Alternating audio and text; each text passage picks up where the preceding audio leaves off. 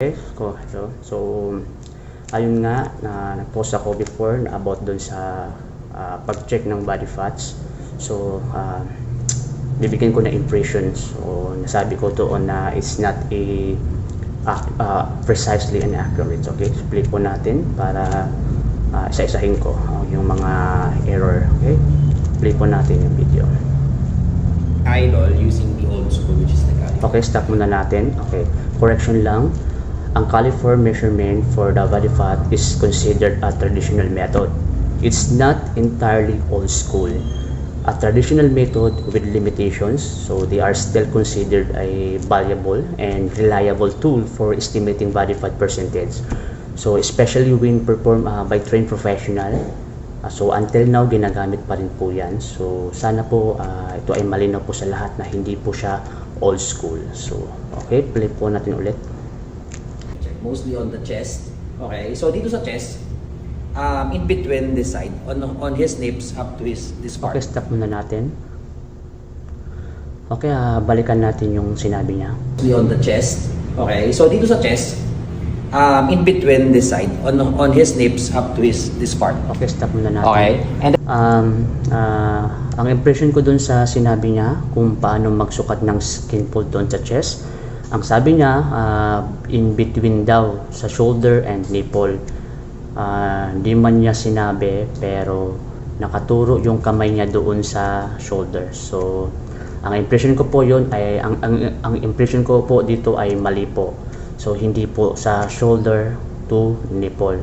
Okay, para po makuha yung tamang susukatin, yung skin fold, so kailangan natin gumamit po ng flexible tape measure, or kung walang flexible tape measure, pwede yung circumference scale na panukat talaga. So ngayon po ang tamang pagsusukat po ay hindi po from the shoulder to a nipple. So bibigyan ko po kayo ng example. So ganito po yun. So yan, so kailangan natin yan, kailangan dyan gagamit tayo talaga ng tape measure or yung circumference scale na sinasabi ko kanina. So ayan po, magsusukat po yan mula doon sa underarm, yung line which is the axillary anterior.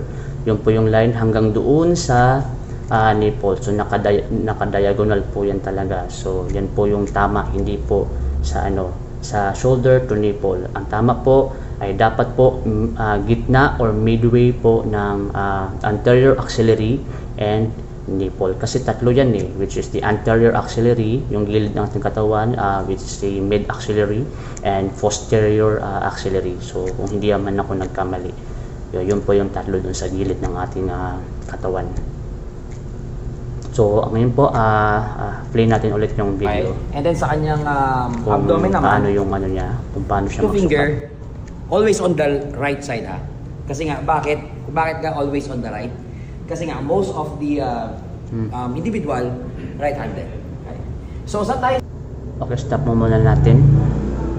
Sagutin ko lang yung sinabi niya, okay, kung bakit sa right side ang pagkuha ng measurement. So, kasi ang sabi niya is most people is right-handed. Okay,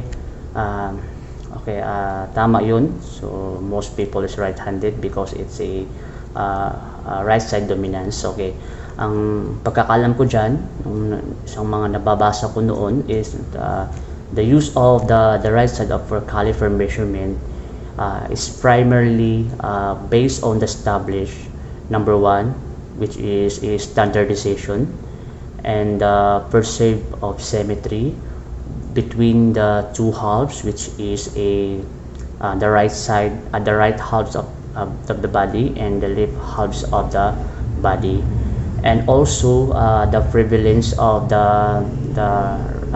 right dominance in many individuals. This is according to a study published by the National Institute of Health. So balikan natin yung sinasabi niya na two fingers sa pagsukat ng abdominal skin fold. abdomen naman, two finger, always on the right side. End natin yung video. Okay, sa pagkuha po ng abdominal skin fold, I suggest for the accurate caliper fat measurement, it's generally more precise to measure in 1 centimeter, approximately in parang 0.4 inches to the belly button rather than 2 fingers width. So bakit mas okay ang 1 centimeter kaysa 2 fingers? Number one is because the human finger kasi the human finger width varies, and relying on the finger for measurement introduces subjectivity and potential error. So yung paggamit po talaga ng mga caliber tools like caliper, dapat po consistent and merong standardization ang pag-measure po para po mas accurate, precise po ang pag-measure po ng body fats. So meron ding 5 kung bakit mas okay ang 1 cm kaysa 2 fingers. Number 1 is consistency and standardization. Number 2 is improve accuracy, and number 3 is reduce accuracy, reduce subjectivity, and then number 4 is reproducibility, and number 5 is calibration. So yun po yung 5 na yun, kasi para mas accurate and mas precise po ang pagkuha, hindi po yung nagkakaroon po ng potential error po. So ayun po, continue po natin yung video. Guys naman, need to hit, tapos in between lang. Okay, so end start po tayo natin yung dito video. sa Correction lang po, hindi po in between that the hip and the knee. Okay, so hindi po yun doon. For the measurement of the skin of the thigh skin fold measurement, a vertical fold of the skin is to be taken that lies halfway between the kneecap or the patella and the inguinal crease, the locations where the top of the thigh connects with the hip. So yun po yun. Ito po yung gitna po ng inguinal crease and yung ano po kneecap. So ito po yung example po. So ganyan po yung example, ganyan po yung pagkuha, pag-measure po at paggamit po ng measure flexible tape measure or kaya circumference scale. So pwede din po pa-straight. So from the inguinal crease hanggang po sa kneecap. Okay po, ganyan po yun, hindi po sa hip, hindi po between in the hip and knee. Sige po, tuloy po natin yung video. sa chest part. So, Okay. so pipinch lang natin. Okay. Pagka-pinch, Parang kinurot, so incorrect. 4. Okay. One more. Gagawin natin siya ng 3 beses. Incorrect ulit. 4. Ba't Relax. kinukurot? Then, one more. Balat na lang o ano. 4 talaga. Yun, 4. incorrect pa rin siya. So yung tatlong trinay natin ng attempt na yun, beses, and incorrect. nakuha natin yung Yun score. po yung impression ko talaga. Sulat natin ng 4. Stop na natin yung video. Ayan po, marami akong napansin na mali saka incorrect during chest skin fold testing measurement. Isa sa napansin ko ay yung too little skin and fat, para siyang kurot na lang. So yun yung sinasabi ko kanina, which can lead to a incorrect measurement. Yan yun. So parang kurot na lang talaga siya. So 3 beses pa, sa tatlong attempt na yun ay mali po talaga. So another error is he's not properly locating the measurement site according to the specific protocol. Yun yung sinabi ko kanina, di ba, na may protocol yan. Dapat naka-diagonal, dapat in between the anterior axillary and nipple, di ba, sabi ko kanina. Idagdag ko lang, siguro nagkaroon din ng inconsistent pressure applied by the caliper. Yun nga, pwede rin po yung makaka-apekto sa accuracy ng reading ng caliper. Paliwanag ko lang. Sabi ko kanina, di ba, number 1 na nakikita ko sa it's a pitching correctly. So yun nga, ang nasukat po doon ay balat na lang po. So and then only a thin layer of the skin and muscle, which is not representative of the the subcutaneous fat. And then pangalawa, may nabasa kasi ako according to the study of published by Shelo Brazil yata yun, kapag ang pressure daw ay hindi consistent, magkakaroon po ng compromise doon sa measurement. Ito ay nangyayari kapag sobra ang balat sa fat. So yun po yung sabi doon sa study na kay Shelo Brazil. Pangatlo, yun nga, nagkaroon ng incorrect measurement site. Tingnan mo yan, di ba? So wala siya doon sa, hindi siya nakadiagonal, wala siya doon wala siya doon sa midway ng anterior axillary and papunta doon sa nipple. So yun po yun, nagkaroon po ng incorrect site. Dalawa ang nakikita kong possible. Una dito, tawa na he is not locating the site precisely for the chest, pectoral skin fold, a diagonal fold halfway between the armpit, under axillary or the nipple. Yun yung sabi ko kanina. So yung mga mislocating na skin fold test or skin fold site, yun nga, magkakaroon po talaga ng incorrect na measurement. So ano pa ba yung isa din sa napansin ko, he is not using a correct technique. So di ba sabi ko, may dapat sundin yung protocol. So search niyo yung measurement toolkit kasi doon ko nabasa So yun nga. So kapag daw ang skin fold should be the skin fold should be firmly grasped by the thumb and the index finger and lifted away from the body, which the caliper places about a 1 centimeter proximal to the pitch. Yun po yung sabi doon sa measurement toolkit. So nababasa ko na yan before. So pangatlong nakita ko, meron din akong nabasa na according to National Strength and Conditioning Association o NSCA or NSCA, different people may perform the measurement with slightly different technique. So magkakos po talaga yun ng inconsistent results. So yan po yung yan po siya yung tignan niyo yan, mababasa niyo diyan. So okay. Pag-apat, ang napansin ko din ay yun nga, kapag nagkaroon ng inconsistent. So yan, nabasa ko yan doon sa tawag dito, National Institute of Health. Nakapublish yan yun siya. Basahin nyo din yan, nandyan siya. Ang sabi dyan, kapag nagkaroon ng inconsistent pressure, tawag dito, or uneven pressure application. So when applying a caliper, yun nga, it can score, I think it can score the measurement as the caliper are reading. It's a sensitive to a pressure. So yun po yung sabi dyan. So yan po yung so search nyo lang po, pwede nyong basahin dyan po.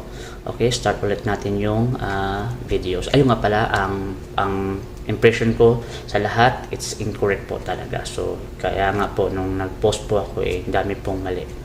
Okay po, so start po natin ulit yung video. So next na part naman is dito sa kanyang abdomen. So again, sabi ko, it's like 2 finger on the right side. Same lang nung process ng ginawa ko dito sa my chest part. So press natin dito. Pagka-press, pinch. Okay, okay, end na natin yun. Okay, correction lang. Kapag po magtitest ng abdominal skin fold, ang prepared po talaga dyan is vertical fold, hindi po horizontal fold tulad na yan. So hindi po dapat yan ang ina-apply. Vertical fold po is the correct method. It's a typically taken 2 cm to the right of the umbilicus, which is the belly button. Okay, so explain ko lang. Ang horizontal fold kasi, ginagamit lang yan kapag ibang methods or ibang skin site ang gagamitin, kung ibang skin site ang gagamit, or per site ba or 7 site ba or formulas. For example, Jackson Pollock 7. So Jackson Pollock 7 skin site yun. So yung chest, midexillar, tricep, thigh, subscapular, suprailiac, saka ano pa ba yun, abdominal, o sa 7. Doon lang siya ina-apply kasi may mga area doon na ina-applyan ng horizontal fold. Pero ang pinaka-standard talaga para dyan is vertical fold. So, yan po yung correct and precise na measurement po dyan. Hindi po horizontal fold. Okay? Tuloy po natin yung video. Pagka-press, pinch. Okay. 9. Sorry. So, relax. Okay. Pinch ulit. 9. 9. Okay. Last. Improper pitch technique. 9. 9. Okay. So, ang reason kung bakit natin Side ginagawa ng position. 3 beses is para makuha natin yung total, yung average. Okay. Kung saan siya Okay. malapit. So, Stop it's na 9. natin. So, lastly is for the thighs. So, ito, kaya sabi ko, kukunin natin is in between the knee and the thighs.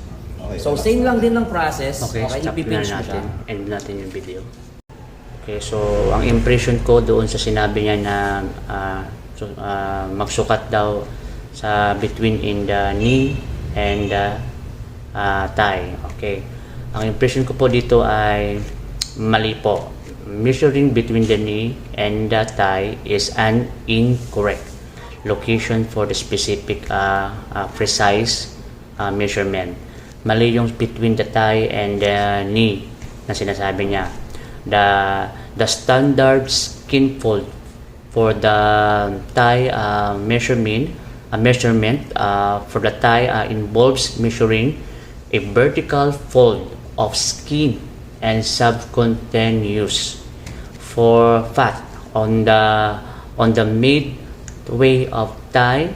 This location is approximately halfway between the knee and the top of the thigh. Hindi po yung between the knee and the thigh.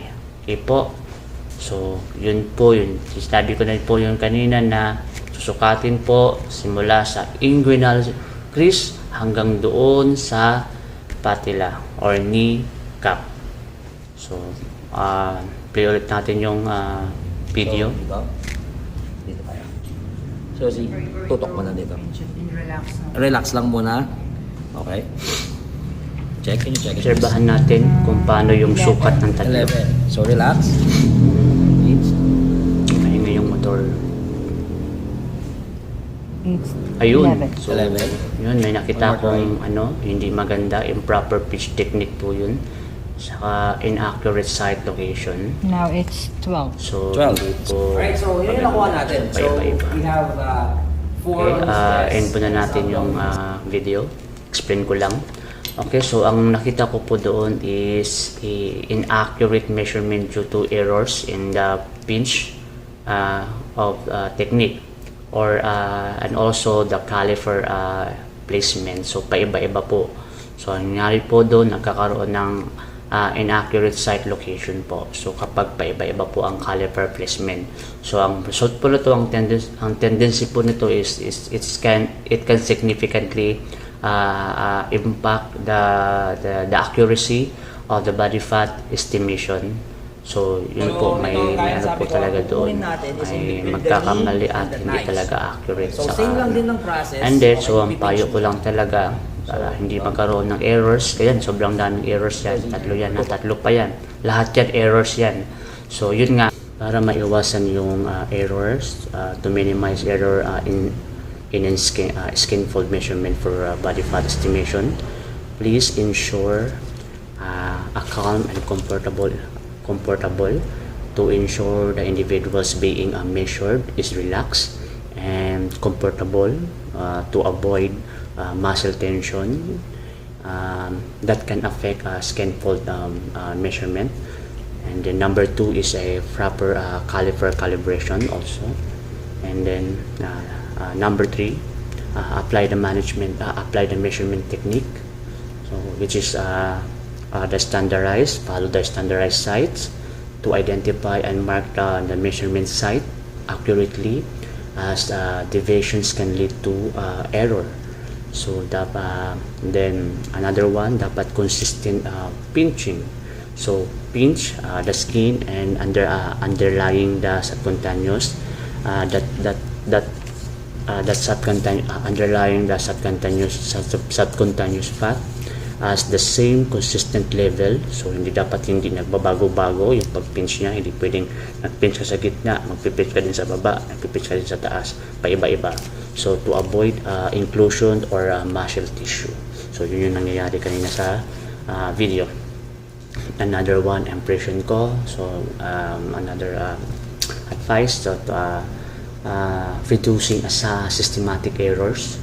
So dapat pag-aralang maigi yung technical sa pagsukat ng caliper. So kapag under ng IFA, so kung ito ay protocols ng IFA, pag-aralin nyo muna maigi. If under ng International Fitness Professional Association, kasi nga there's many errors talaga. So yun yung napansin ko. So and then please ensure sa IPA, please ensure for the IPA hub, please ensure the person taking the measurement has adequately trained with dapat and has a good understanding of the proper technique on how to use a caliper measurement. And then another one din sa napansin ko kanina sa video, always always check regular regular calibrate the caliper. So and to ensure accuracy, as caliper can be affected by temperature or pressure.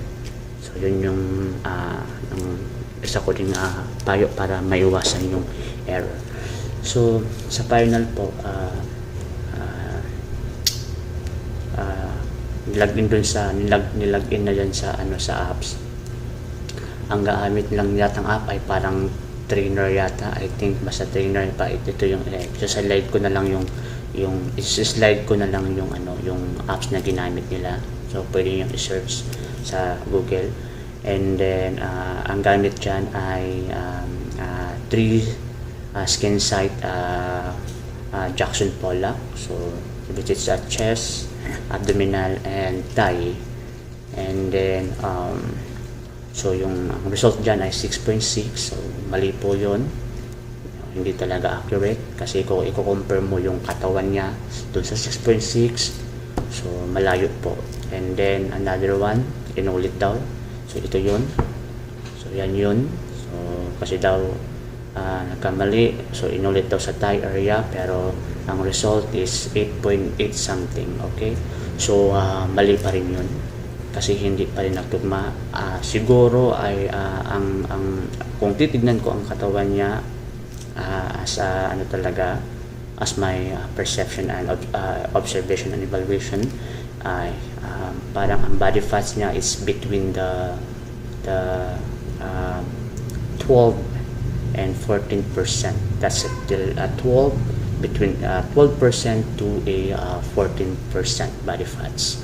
So yan po yung tingin ko sa physique niya.